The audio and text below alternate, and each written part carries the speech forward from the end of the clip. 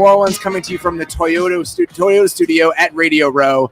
I am Robert Mays. Joining me today It is the senior NFL insider at The Athletic, Dianna Russini. Dan, how are you? Hi, viewers at home. I want to apologize for the glitter that you may see. I was wondering when you were going to bring this up. You need to immediately address this, because if you're watching this from home on your phone, maybe you're on a commute right now, you're thinking, man, Mays definitely had some fun early this morning, maybe this afternoon, in places he shouldn't be hanging out as a married man, but that is not the case. That is not the case at all. You guys will see a little bit later in the show. I had to pay off the wins pool bet from the Athletic Football Show earlier today. Me and Derek Klassen picked 5 teams before the season. Fewest combined wins at the end of the year, had to pay off a bet on Radio Row. I had my face painted like a small child. And when she started doing it, there were 2 moments where I was like, this is going to be a little bit more intense than I thought. When she started painting my mustache, and then she took out what I would call an industrial size bottle of glitter. I'm going to be washing it off of myself for the next week and a half. Oh, there is a good chance that sweater's done. You're going to find little pieces of glitter in 2028 and be like, oh, I remember that Super Bowl. If you guys are watching at home, we encourage you, please comment, please like, please subscribe. We're hoping to get to some of your comments and questions a little bit later on the show. We've got a really fun, great lineup for you guys today. We're going to be talking with Andrew Marchand, our senior sports media columnist at The Athletic, about the Tom Brady wrinkle to this Super Bowl. You had some great conversations this morning with Kirk Cousins, Drake Maye. So we've got plenty of fun stuff on tap today in day 2 of our live stream. Yeah, it was fun to talk to a quarterback who has been doing this for as many years as Kirk Cousins has, and talk to a young gun in Drake Maye, and just such a difference in just delivery of answers Super Bowl week. But Kirk, this is old hat for him at this point. Oh, please. He could host the show, which he did such a good job when he was on set on one of the networks doing some pregame stuff. Like weirdly good. Go Kirk. So he definitely has a second career once he decides to hang it up. But according to him, he is not done playing football. He still has a lot left in him. So we'll get to that interview soon. Kirk's landing spot this offseason is going to be a source of intrigue. Another player who got the news cycle kicked off in a big way yesterday afternoon was Cooper Kupp, who came out publicly and said that it seems like the Rams are going to try to trade him this offseason. So this is the second day in a row that we're starting off the show, with a pretty big bombshell news-wise. What have you heard about the Cooper Kupp Rams situation, and where do you think this currently sits right now? Yeah, this is like the NFL's way of biting back at the NBA. Hey, you guys wanted to own the news cycle with the Lucas stuff, but we got you. Here goes Miles, here goes Cooper. Obviously, the Miles thing is such a bigger story to me, only because this is a player that just wants to leave because he wants to go play on a winning team. And he's a superstar. He's the reigning defense player of the year from last year. Cooper Kupp, though, has been part of the fabric of this Rams team. He's won a Super Bowl with them. He's beloved by this organization. But let's just go back to, just a few weeks before the NFL trade deadline. And Mike Silver and I were reporting that the Rams were shopping him. They had reached out to the Steelers, the Chiefs, the Buffalo Bills, to just get a gauge of what his market would look like, and see if there was any takers out there who were looking to maybe possibly add a piece to make a deep season run. And it wound up falling apart, and they obviously didn't move him. But Cooper was aware of it. He heard, he saw, he knows, and the team had a conversation with him about it. And the reality is, from then to now, everyone knew that this was going to come to a head, and now it's come to a head. This is always about contract. He wants more money. The Rams don't want to give him more money, and so now this will be a divorce. From the Rams side of it, I understand it. They're at sort of this interesting pivot moment where you have these 2 kind of aging pieces of a previous core in him and Matthew Stafford, and then you have a core of young pieces that I think they're excited about. If they move on from Cooper Kupp this offseason, they would save about $12.5 million against the cap. It would give them about $50 million in cap space. That's a new terrain for this team. They've been kind of scrimping by on the margins for a while just because they've already paid a lot of these guys. And I think this signal of we're willing to move on from Cooper Kupp and maybe willing to move on from Matthew Stafford feels like an indication that this team is kind of ready to step into the next era of whatever the McVay Rams are going to feel like. It's fun to talk about the Rams being in this position of flexibility, right? And they're making these moves, and Les Snead and Sean McVay are doing this, knowing that, okay, we're back.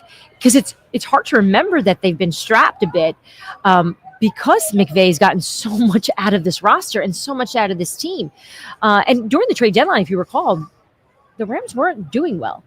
So it made sense to me at the time. It still makes sense to me as to why they want to move on from this contract.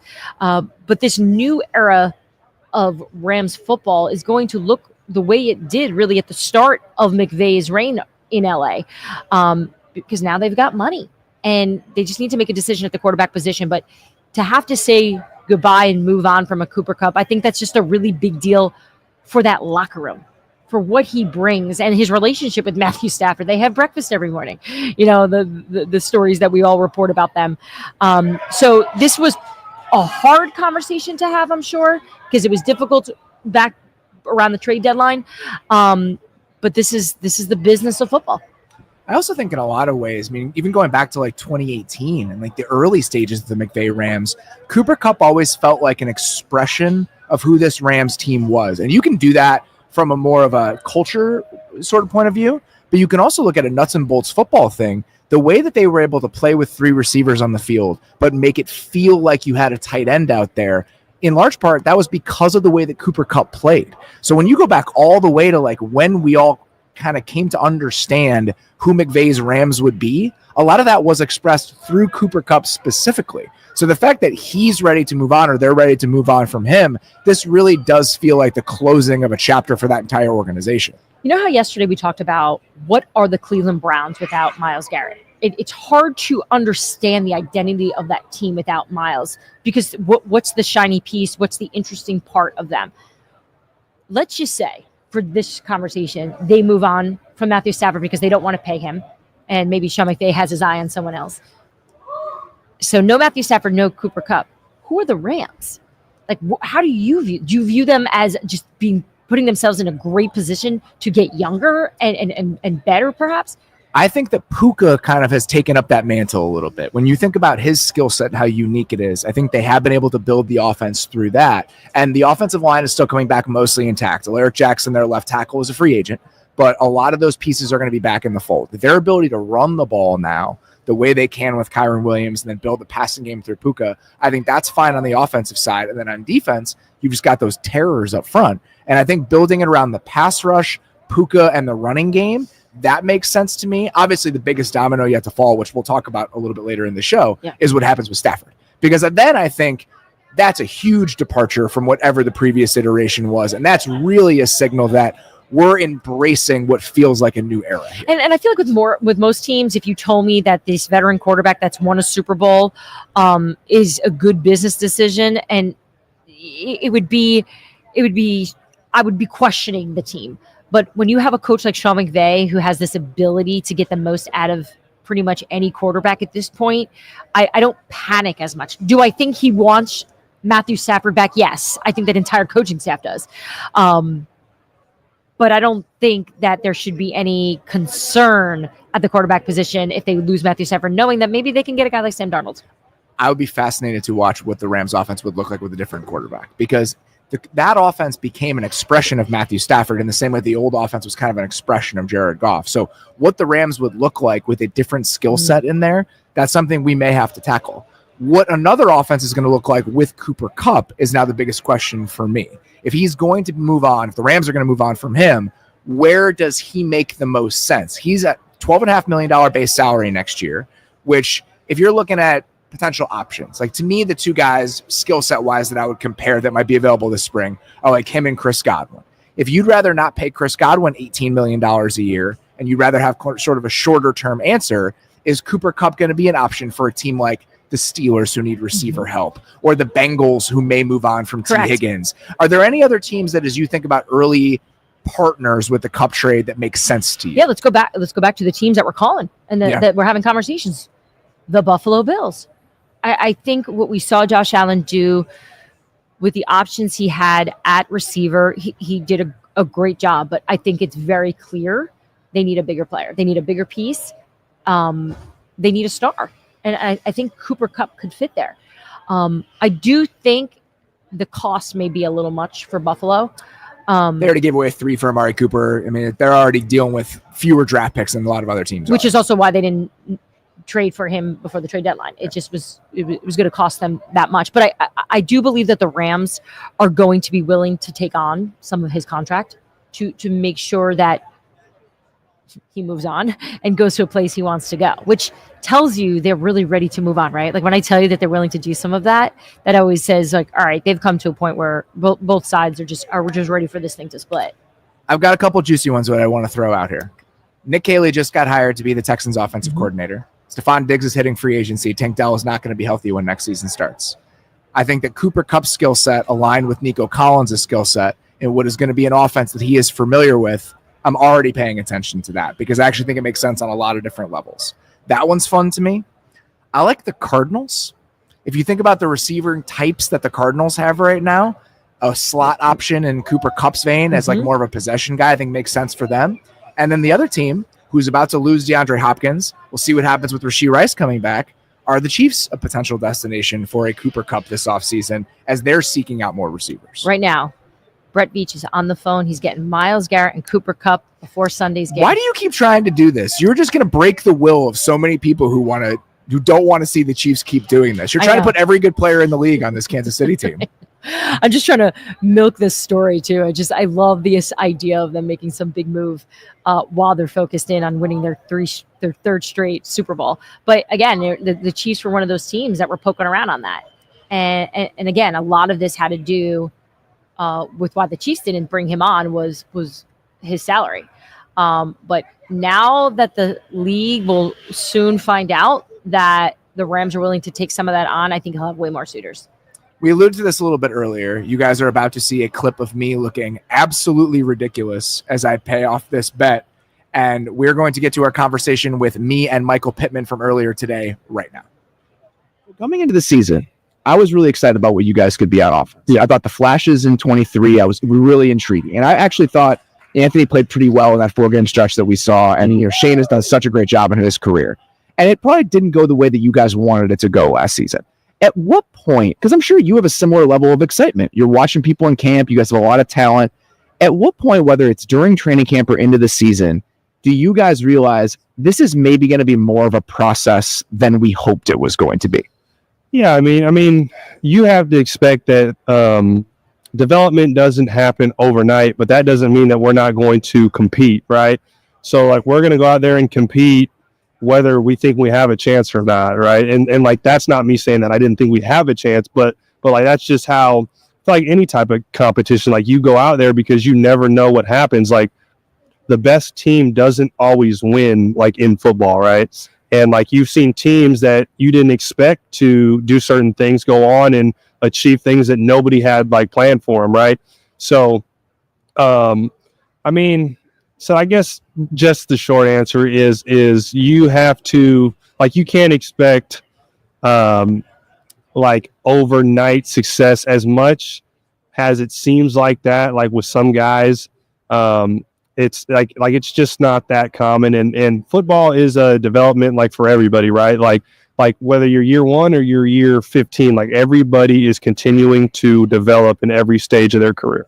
In terms of like how accountability works in an NFL building, I'm sure there's a push and a pull because you want coaches that you feel like care about you and you want a good relationship with those people. But because it is such a demanding job, that consistent accountability has to be part of the equation.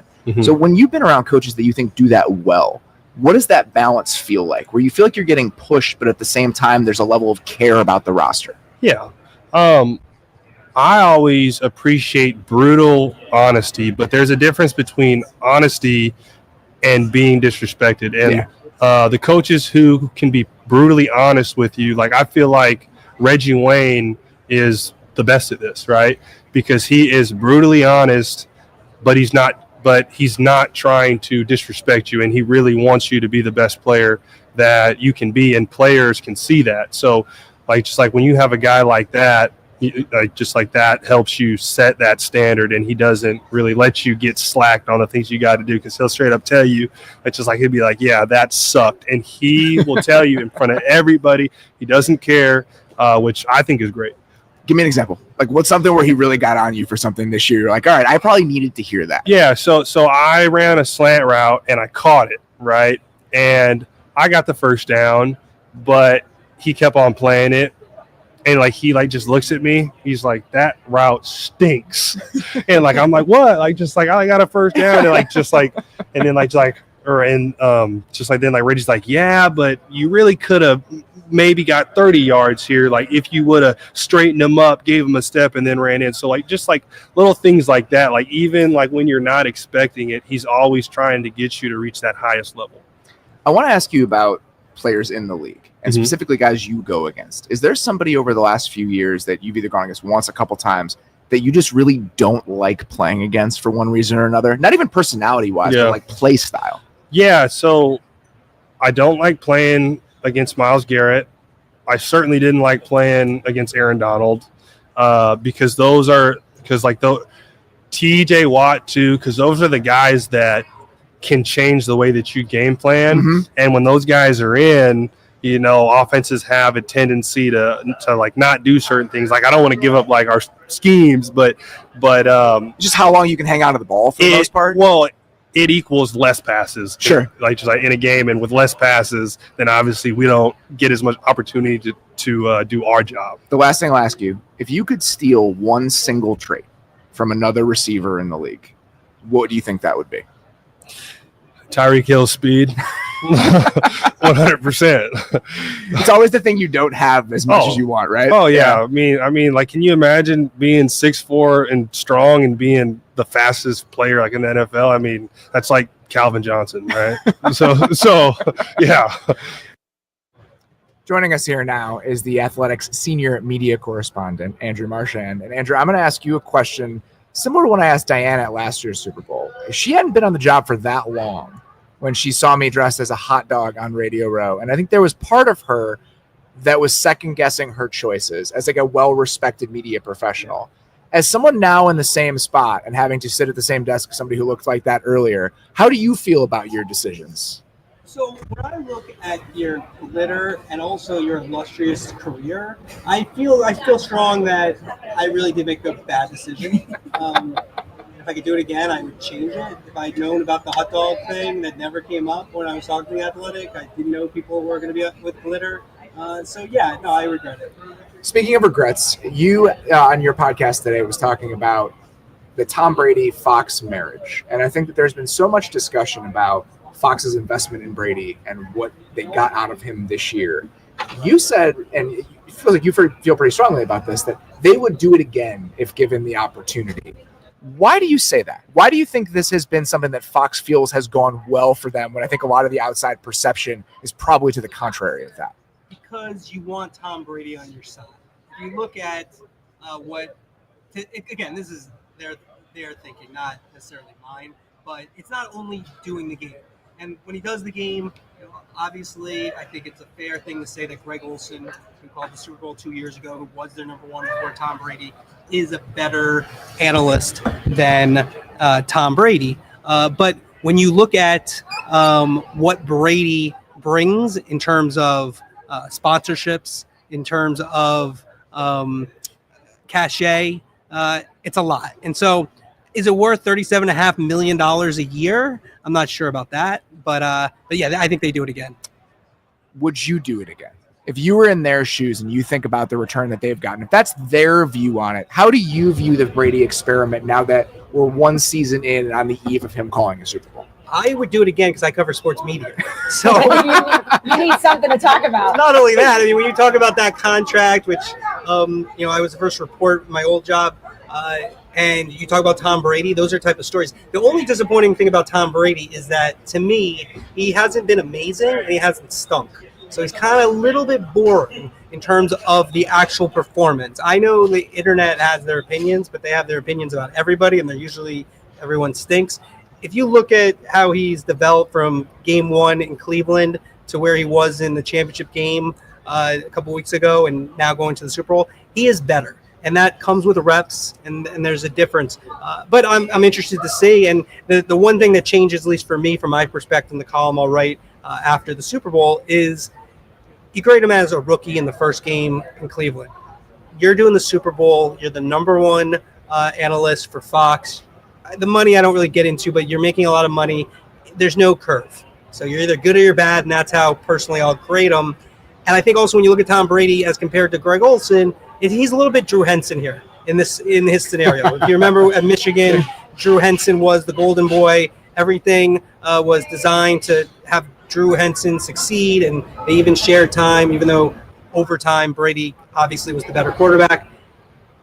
So is he Drew Henson, or is he more than that in terms of as a broadcaster? Because Greg Olson's clearly the better analyst at this time, but Tom Brady is the one who's going to get the chances and still has 9 years remaining on his deal. You said that he's gotten better this year. Where do you think he's at his best? Like those moments where you think that he's really additive to the broadcast, how does that manifest for you? I think it's the same as for all analysts. It's telling us something we don't see. He's had some really good moments. Buffalo, I think it was versus the Rams. It was right before the 2-minute warning. He pointed out that I might have my teams mixed up here. I think it was the Bills should pass, not run, because they're going to have to use a timeout before the 2-minute warning. So then they'd only have 2 timeouts. I'm not getting my fact exactly correct, but the idea was not to use the timeout before the 2-minute warning because then you need the onside kick. If you don't get the onside kick, you don't have 3 timeouts, and you're going to lose the game. That's exactly what happened. Only 2 timeouts. Onside kick was lost, and it was really good and stuff you don't hear, and that's what you want from him, and that's what we've gotten from Peyton Manning, for example, on the Manning cast, and so that's what you see from Tom. The game management stuff and just the flow of the game, not like the decision making, because I think that's where actually Olsen is his strongest. When we're talking about 4th down decisions and some of the analytical thinking, Brady I don't think shines there, but the game management stuff specifically, timeout usage, things like that, that makes sense. The other moment, I think it was in the NFC Championship game where he was talking about just body language coming out of a route. Those are the types of things where I feel like he really can differentiate himself. Like if that receiver releases inside on that, I'm not even looking at him anymore. That's where I feel like he's really started to pick up on things and interject in the right moments with stuff that you just would never think about if you were watching the game as a fan. Yeah, like I know some things that have happened over the years, like behind the scenes and how he's gone about it, which I'll probably save for that Super Bowl, post-Super Bowl column. And I think the thing that he's had to adjust is that when they did practice games, for example, he has some really strong opinions about some of these quarterbacks. And I think it was pointed out to him that they like that, they want that, but just realize that when you say something, you're Tom Brady. So for instance, let's say he was talking about Deshaun Watson, and maybe he doesn't think he was that great a quarterback. He kind of held back a little bit in that first game. And I think that's where also, it's not that you have to be critical. That's always the misnomer that is he going to be critical or not? That's not it. You need to just tell us stuff that's complicated and make it simple. And that's what Greg Olsen does well. That's what Peyton Manning does on the Manning cast well. And he's gotten better about it. But it's a skill. And it's probably the hardest thing to do in sportscasting is call live games. And so I have seen an improvement with the reps. Something you mentioned again on your show today was the idea of whether they should approach this game, having Kevin Burkhardt, a little bit differently than they would from a regular season game. What do you mean by that? How would that approach be different for the Super Bowl specifically? Yeah, I wouldn't do it differently, but I think you have to ask the question. You have a broader audience. Mm-hmm. During the regular season, 15 to 20 million people watch the games. During the playoffs, you go to 40, and then you peak around 60, 65 if you're lucky, one of these networks, for the championship games. Super Bowl, you can have 120 million people. So you could argue broader audience, broader focus. I personally wouldn't do that. Do the game the way you want to. He goes in with a lot of notes, a lot of prepared thoughts, a lot of note cards. He's moved away a little bit from that over the season, in which that's where you kind of go that next level. You can't be reliant. It needs to be second. It needs to be fluent. And obviously he's fluent in football, but can you translate that to an audience so the average person can understand it? There's going to be a lot of intrigue around his performance in this game. There's going to be a lot of intrigue about the quarterback movement in the NFL this offseason, including a guy who is currently under contract with the Atlanta Falcons, but could be on the move this spring. Kirk Cousins and his landing destination, I think, is going to be a big topic of conversation this offseason. You talked to Kirk a little bit earlier today. Let's get to that interview right now. The world has now found out what a lot of us have known about you is just how disciplined you are and how hard you work every single day and how structured you live your life to make sure that you're trying to get the best out of yourself. But after you have a year like you did, in just the way you described it, which wasn't at all how you imagined it to go, where are you at mentally? Like, how do you bounce back from that? It reminds me a little bit of 2014 when I was with Washington. I was backing up, but got put in. And played about 5 or 6 weeks, did some really good things, but also made some errors and ended up getting benched. and kind of watch the second half of that season from the bench, knowing that if I had played well, I could or should be the one out there, but I didn't play well enough to do that. And it's kind of reminded of some of those feelings this past year. So it kind of took me back to that, and then back in that 2015 offseason, really took a lot of time and energy to respond, come back, and had a great year in 2015, and was able to kind of build on that. So I'm taking a similar approach now, just saying, hey, it's got to be 2015 all over again. You got to get back on the horse now in 2025 and try to put together your best year up ahead and see where it can lead. But, there's no guarantee. You've got to go earn it and do it. And that's really where my focus is. So without knowing about anything that's happening behind the scenes, us all just kind of reading the tea leaves, can you tell us what's next for you? Like, where is Kirk Cousins playing next season? I wish I could. I know I'm under contract with the Falcons, and so that's what I know. And we haven't had conversations. I'm sure we will come March, but still just kind of early. We just have to wait and see see what the Falcons' vision is, and go from there. And just know that I would love to keep playing, and we'll see what happens. All right. I know you don't want to get into the Super Bowl too much because, as you said, it's just kind of hard to watch and take it all in if you're not here. But what these quarterbacks are up against because you played both these teams. You played the Eagles. You played the Chiefs. So who do you think's got the tougher job figuring out the defense on Sunday? Is this going to be Jalen or Patrick based on what you recall that you saw earlier in the season?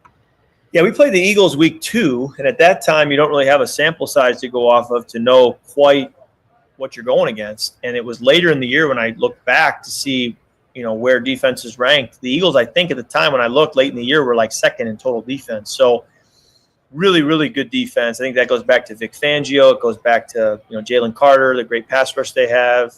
Darius Slay's always been an elite corner. So, we had a hard time moving the ball against them in our game, but I didn't leave the field saying, that's the best defense we'll play all year. And yet, looking back, it very well may have been. So, just a really good unit, and I think it's a big reason why they're in the Super Bowl.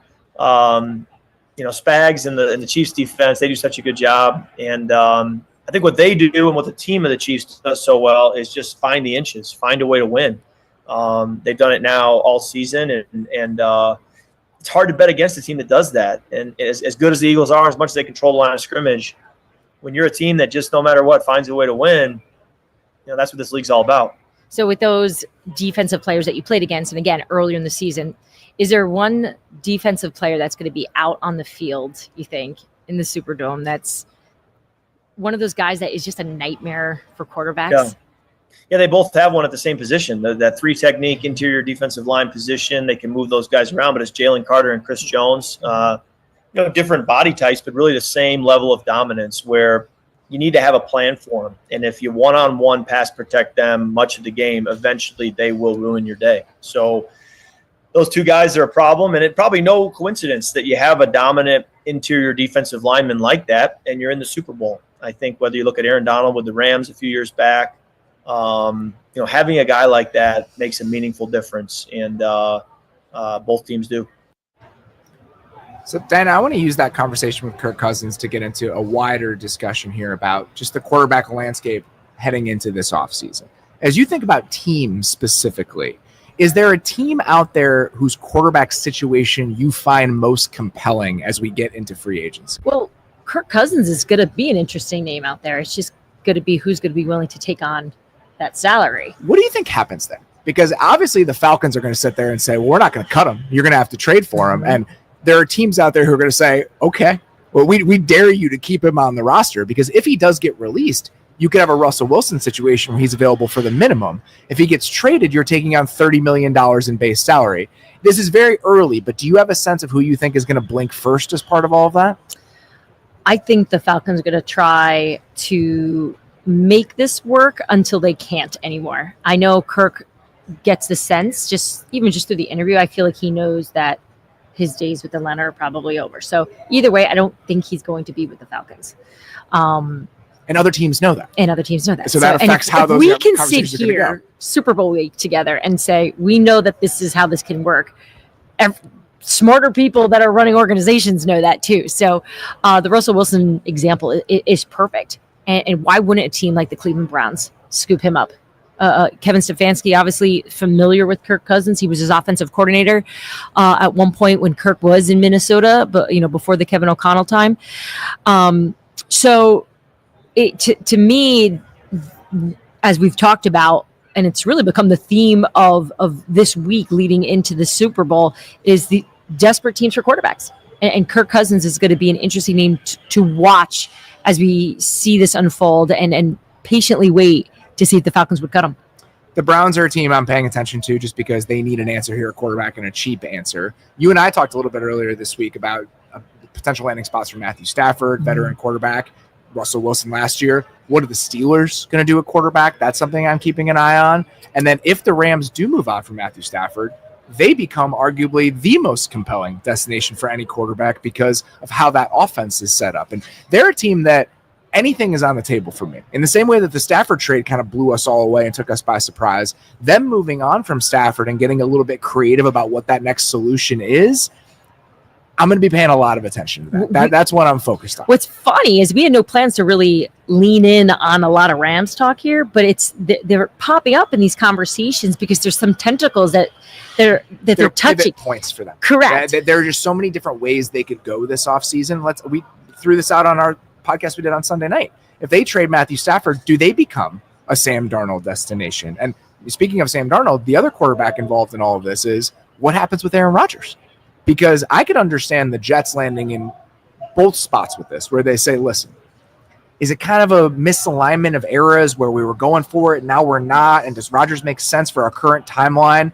Maybe not, but we can't do better than him this offseason. I also understand people being like, why wouldn't you get a clean break? Why wouldn't you just step into the next era of the franchise with Aaron Glenn and not have this stuff hanging over you? So what happens with Aaron Rodgers? Kirk Cousins isn't the only veteran quarterback whose landing spot may dictate how this offseason goes. I think Rodgers has to inform the New York Jets what he wants to do first, whether or not he wants to play football, because retirement is always on the table in general. Do I think that he will continue playing football? Absolutely. Could the Rams be a place that he'd want to play football if Matthew Stafford were to leave? I'm sure Sean McVay could get the most out of a 41-year-old quarterback. But I think they first have to figure out what he wants to do. And then, what's interesting about it is we don't know what Aaron Glenn wants at this point. All we can go by is what we know about the relationship between the Jets and Aaron Rodgers. And it's fine.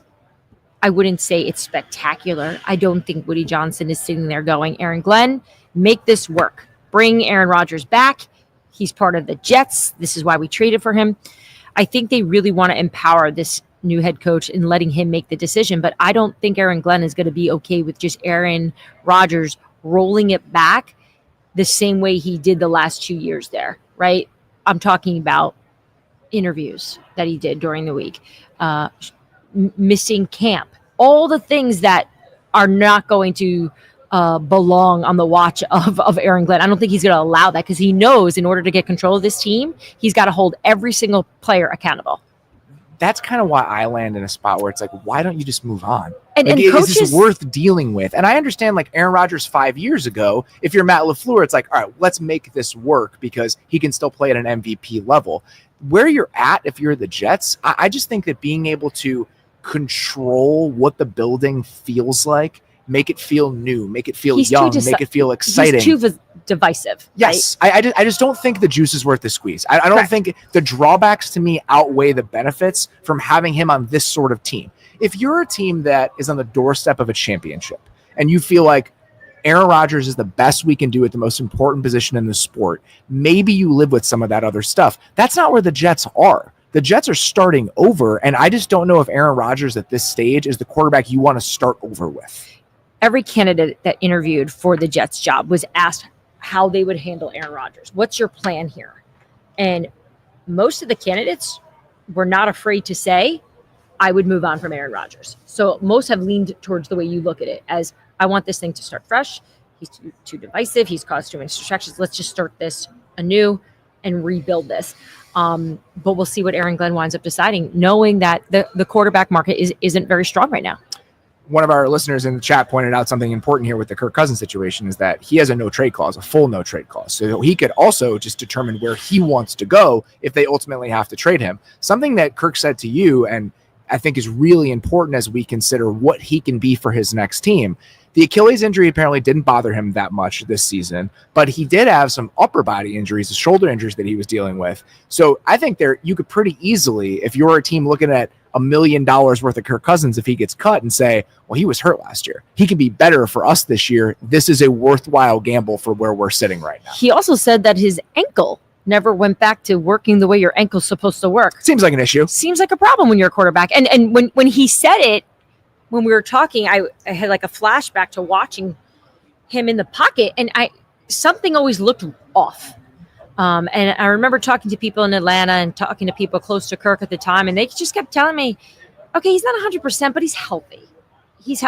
Well, he wasn't, right? And I think this time in the offseason for him to get stronger and to give his body more rest, because I do think we're living in a time right now where these athletes are coming off these Achilles injuries, and we're just expecting them to bounce back much sooner than I think they really can. The last domino that is going to be kind of something that dictates the way this offseason goes at the quarterback position is what happens with Sam Darnold. As you've started digging around about what the Sam Darnold market might look like as somebody who's 10 years younger than some of these guys we're discussing, what do you think how is that going to unfold as teams really start getting into, is this the right guy for us? Yeah, well, let's just start with where he is right now, which is in Minnesota. And we saw what he was able to do there and how much they liked having Sam in the building. I don't think they're at a point, though, where they're pressed to bring him back. Like, they're pounding on the table of ownership going, let's just give this guy a long-term deal, paying him $45 million a year. Like, I don't think that's in the cards for them. I think their plan right now is to get J.J. McCarthy back on the field, get him ready, and use Daniel Jones. That move was made intentionally. That was not just a flyer. I'm like, let's just see. And I think Kevin O'Connell obviously has proven that he can get the most out of quarterbacks. So what does it look like for the rest of the league? Well, the theme, again, is just teams that need a quarterback. And they're all going to be interested to see what that price is going to be. And just like we're seeing in the draft, there could be some teams that overpay for Sam because they need it so bad. You've got the Raiders, the Giants, if they don't get someone that they want. That could be looking, the Tennessee Titans. Let's just say they go best player and Will Levis isn't great. That could be an idea. And if that was their opinion, they've got a ton of money. And if they wanted to do it, they could easily do it. They could do it. So I think we're going to see a market for Sam Darnold, and this will probably be his best contract. It was a notable year for some of these veteran quarterbacks that didn't hit the way that we wanted to. A lot of these rookie quarterbacks did hit the way that these teams wanted to. Jaden Daniels, and then the guy that you also talked to this morning, New England Patriots quarterback Drake Maye. Let's get to that discussion right here. And I'm sure you're hearing so many stories, and you're hearing so many former Patriots like Julian Edelman and Matt. So many guys are just talking about who Mike Vrabel is. What's one thing you're looking forward to learning more about him, knowing that there's so many people around the league who've said such great things about him? That's a great question. I think just his coaching style, how he kind of reaches out to different player groups and different position groups, and just kind of how he kind of reaches out to them and or plays kind of his role in the locker room. I think he's a player and knows what it's like to be in the locker room, and he's been a successful head coach of the Titans. So I think it's kind of interesting to see how he kind of goes about things and how he handles the quarterback room. So different kind of areas of kind of head coach that how you kind of fit in, or kind of your role if you're like hey, get on you and quarterbacks, or hey, the linebackers are my squad, or kind of what's his favorite position group. I think it's kind of cool to see how things play out. All right, give me one thing looking back. I know I didn't get a chance to talk to you at the draft, but if I was talking to you then compared to who you are now, what's like the one thing after just playing one season in the NFL that you're like, yeah, I had no idea that this was part of it? Ooh, no idea. God, you're asking some good questions. No idea this is part of it. I think just the amount of flow of kind of guys throughout the locker room, whether it's training camp and all the rookies and 30 other rookies I was with throughout mini camp and training camp that kind of sadly get cut, and how many guys are in throughout the week, and my center Ben Brown we signed him on Wednesday, and he started for us that Sunday, and he balled out. So just kind of how the NFL works and how much of a things can turn and guys can be in and out, and really how much it is kind of a business side to it. So the off season is always so valuable because everything slows down a bit for you, and you can kind of lock back into those things that you want to get better at, and go back to see some of the flaws from the season. Is there one part of your game that you're really locked in over the next few months to just make sure come training camp, it's not a problem for you for next season?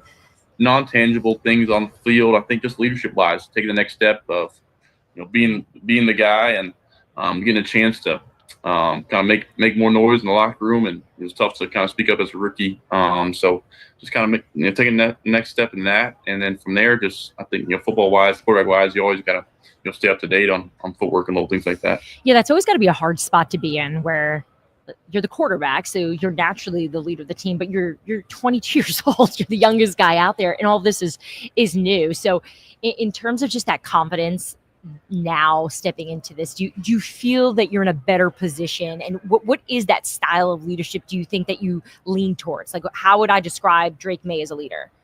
For sure. I think it's something that I got better as the year went on, but especially coming in mid-season, it's tough to kind of go in there, and you don't want to be the guy who's first start, kind of trying to take command and yelling at the group. But I think at sometimes towards the end of the season, the guys would have liked to see that from me. So kind of my style is just get to know the guys and kind of how can I reach kind of each position group different. How can I may be able to get on the tight ends more. We got a veteran group I can kind of get in kind of get into their gear, and I may have to love up the linemen a little more. Obviously the linemen they like to be kind of loved on, and the work they do speaks for itself. Golly, they got a tough job. So I may be able to tell the receivers, hey, get your stuff together, man. This isn't how it goes. And I think just kind of get to know, and kind of I think the biggest thing for me is get to know them personally first before I kind of start taking shots or jabs at their work life. So yeah. I think that's a big thing for me. Yeah, I think that's fair.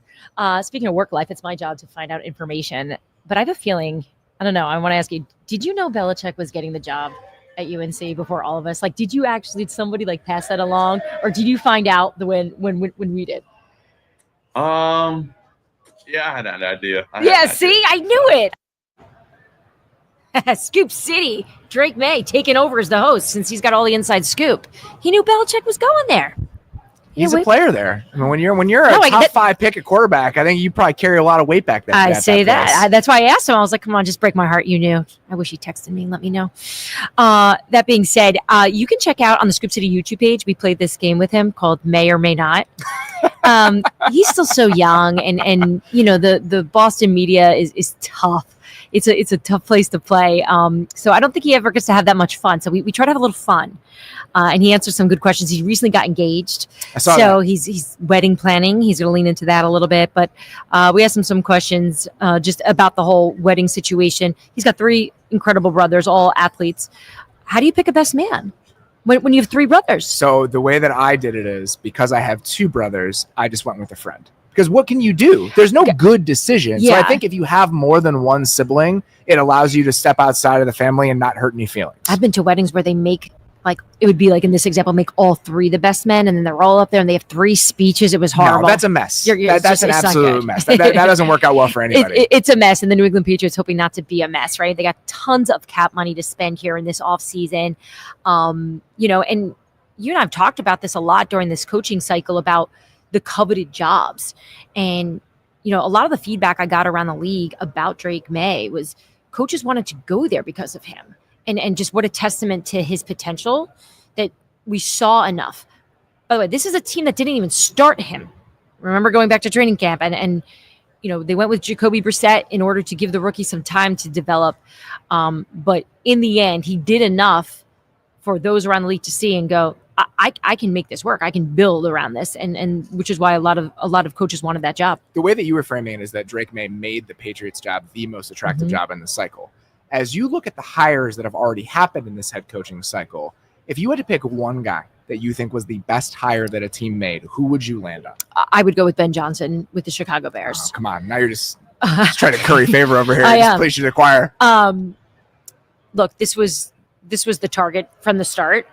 And the fact that they were able to rein him in, despite the fact that Brady was trying his best to make a strong case why Vegas could be a place where he could really change the culture and develop into what he wants it to be, right? It was essentially control versus the quarterback, because he's not getting that kind of control in Chicago. He's going to have some of it and a heavy say, but Vegas was willing to be like, keys, go. There's the car.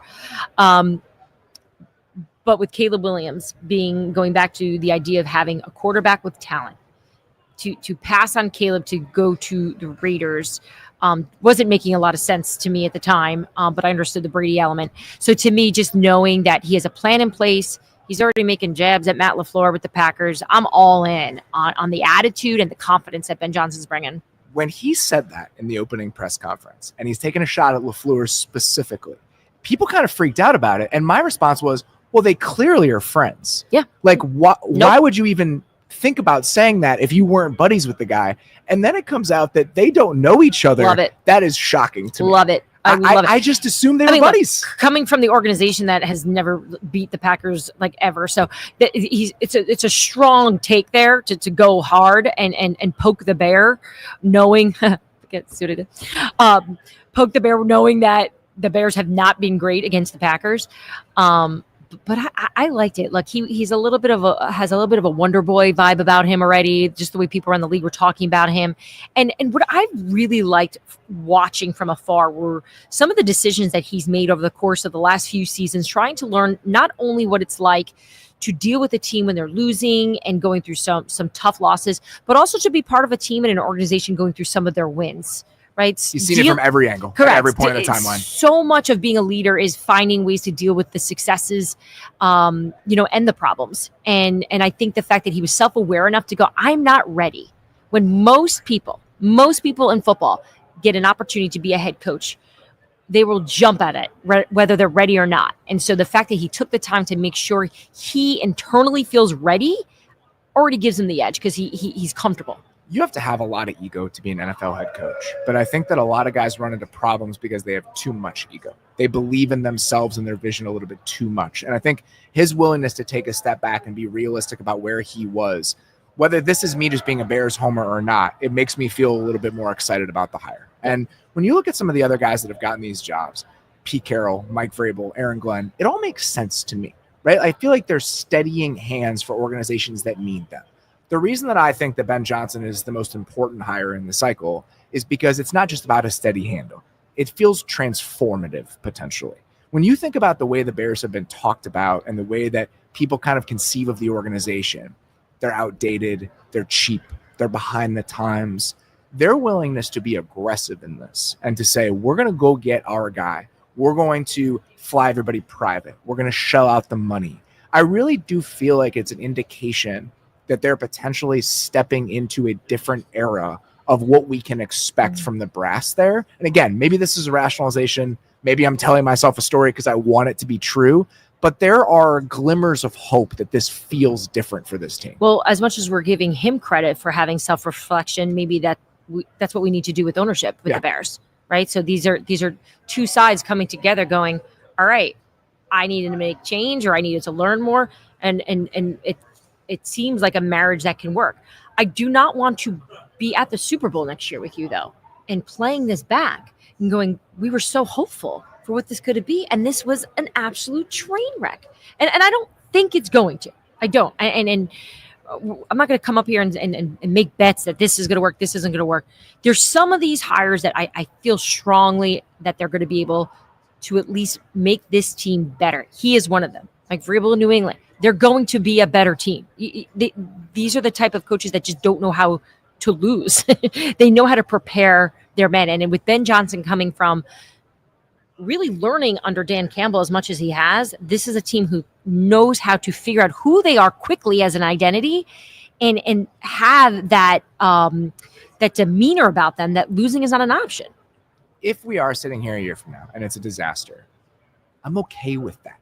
Right? If it fails, at least they failed doing the right thing. At least they failed making the right bets. Would you like to make a bet on that? Like how you would feel? I'm maybe too process oriented, where I think that if you're doing the right things to try to get where you're going, that's all you can control. So you give the Jets credit for making that trade for Aaron Rodgers? Like you think that was the right move and giving? Yeah, I don't mind that. I'm thinking of like recent situations where teams like said, that. We need to do this now. My problem with the way the Bears have operated for way too long is that I think these moves have been rational and incremental, right? Like when they brought Matt Eberflus back last offseason, I did not like it because I thought this was shooting for the middle. Like, what is the best case scenario for bringing him back and hiring a new offensive coordinator? I think you land somewhere in the middle. The Ben Johnson thing, if it goes right, the best case scenario, you're not in the middle.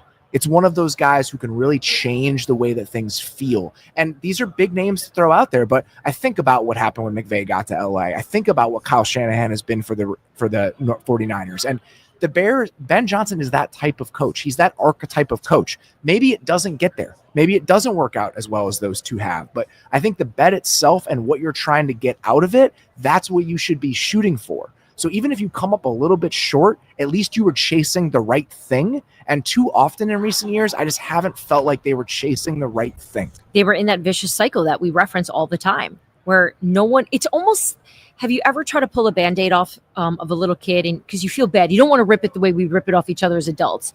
I've had to do this with my sons where I do it slow and I realize that it's worse. Yeah. I got to just rip it. And it's sort of how the Bears have handled their business with their coaches over the last few seasons and their coordinators of they're trying to do it the way that they think is better, but in the end, it's the most painful. You're just sitting there tinkering with the machine that's broken instead of just throwing the machine in the garbage and trying to build a new one. And I think that the Ben Johnson hire is an indication that they're trying to build a new machine in Chicago. And it's easy to get excited about that. Just rip it. Let's get to some of the comments, questions that we've gotten from you guys over the course of the live stream here. We sincerely appreciate that. I do not see it on the screen in front of me, unfortunately. Oh, tell us our questions in our ear. To get to some of those questions. In your mind, is it possible for the 49ers to potentially make Brock Purdy play out his final season of his contract before they come to a solution? Or do you think this is something that gets handled for San Francisco before we get to the 2025 season? I think that the San Francisco 49ers and Brock Purdy's camp are working on a contract sooner rather than later. I think it's something that we're going to be following probably over the next few weeks, actually. If they haven't already began, I can tell you, they've had conversations already. But to sit down and knock this thing out, I expect this to happen over the next few months here. So no, to answer your question, I do not think that the San Francisco 49ers have some plan where they're going to let Brock play out this last year and then go after another quarterback at the end of that. No, I think for this they're locked in. They know he's the guy. They want to pay him. The question is how much. I think that's really what the next conversation is because we know that he is proven to be a good quarterback.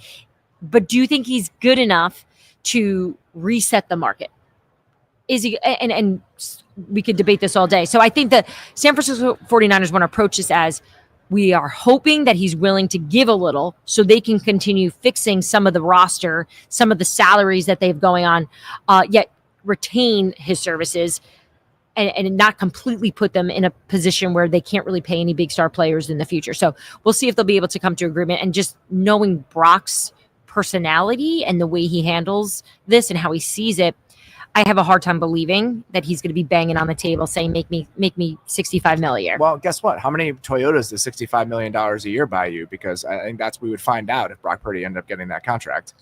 One of the quarterbacks we did not mention in the offseason discussion is Justin Fields. Noah T asked or said that he is interested in where Justin Fields may land this offseason. And he's kind of an interesting name because we've seen these reclamation projects of formerly highly drafted quarterbacks who did not work out at their previous stop. They get a chance at a second or third stop, and their story changes. Sam Darnold, Baker Mayfield.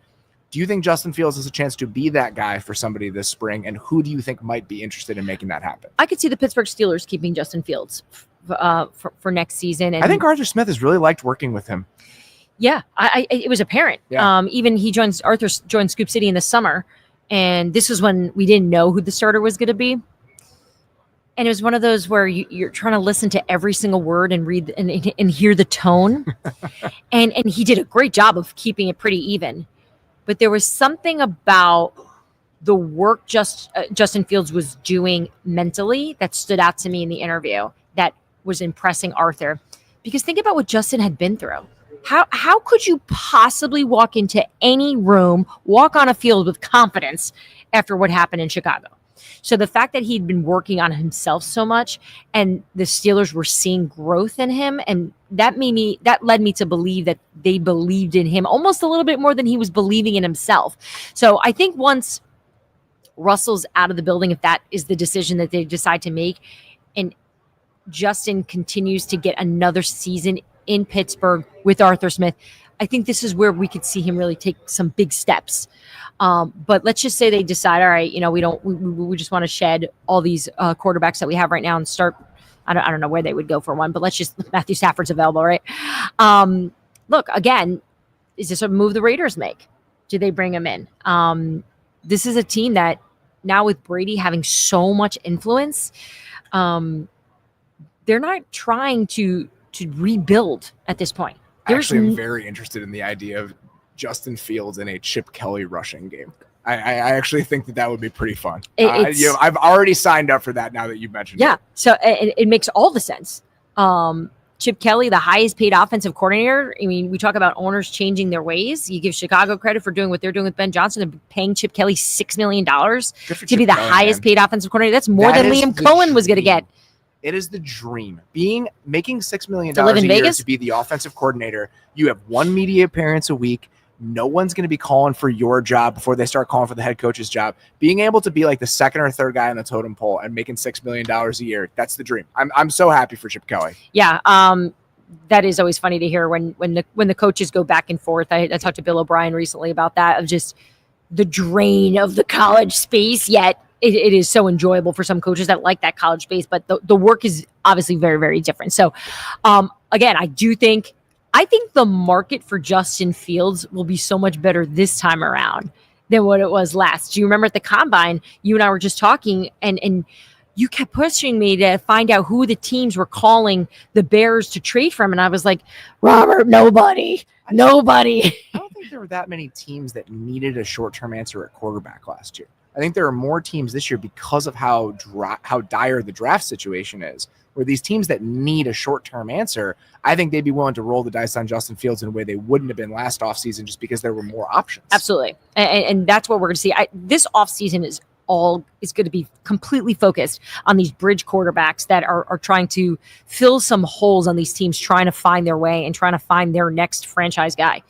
Last one here. I have to do the food question because that's what I'm most excited about this week. Shady Carey asks, where are you most excited to eat this week? Do you have anything on your radar that you're excited about? I have 10 things that I can mention. Was this Sherry that asked me this? Shady Carey. I love that she said most excited too, as if I haven't already dove in. If you follow me on Instagram, you will see I've been posting. I've become posting all my food. I never take pictures of my food. That's not my thing. I can't help but take pictures of it because I can't wait to look back on it and be like, oh my gosh, it was delicious. So the reason I take pictures of my food is to remember it later. Yeah, that's what I'm saying. Sometimes I post about it just like, this is where I am, look at me. But it's mostly because we eat out so often that I forget what I got at certain places. So when we're talking about meals, my wife and I'll go back and be like, oh yeah, remember when we ate at Oriole and we had this like cheese souffle, and I'll pull up a picture of it and we can have a reference. That's a smart, mature reason. My reason is I eat my children's chicken nuggets and Uncrustables as my dinner. So I want to be able to look back and be like, there was a time this year that I enjoyed my meal and it was delicious. So that's why I've documented it. I also like to send it back to my family at home. Like, look what I'm eating right now, which I don't get much response back because nobody wants to hear about how much fun you're having. A couple places I'm excited about for the rest of the week. There's a place called Mosquito Supper Club that does like a pescatarian kind of seafood tasting menu that's supposed to be really, really good. I'm very much looking forward to that. And then there's a Trinidadian place called Queen Trini Lisa that I'm very excited to go to at some point this weekend for lunch, maybe. So those are the two on my radar. But if you're interested in more New Orleans food recommendations, I put my whole list on Twitter last night for anybody that might be coming here in the near future. I'm not an expert, but those are the places that I plan to go, and I've put in a decent amount of research to try to get to that. What list. I do love about the people who live in New Orleans, they are very comfortable asking you where you're going to eat and giving you recommendations and suggestions. So I absolutely can't wait to try all the places. The list is too long. I need more time to eat and less time to talk. That is going to do it for The Athletic Live here on Tuesday at Radio Row in New Orleans. Thanks to everybody for tuning in. If you submitted questions, hung out with us, we really appreciate you spending the day with us. Tomorrow, got some more wonderful guests on tap. Jaden Daniels is going to be joining us. Christian Gonzalez is going to be joining us. It's going to be me, Derek Klassen, and Diana coming to you guys at 5 p.m. Eastern tomorrow. Until then, sincerely appreciate you guys tuning in. We'll talk to you soon.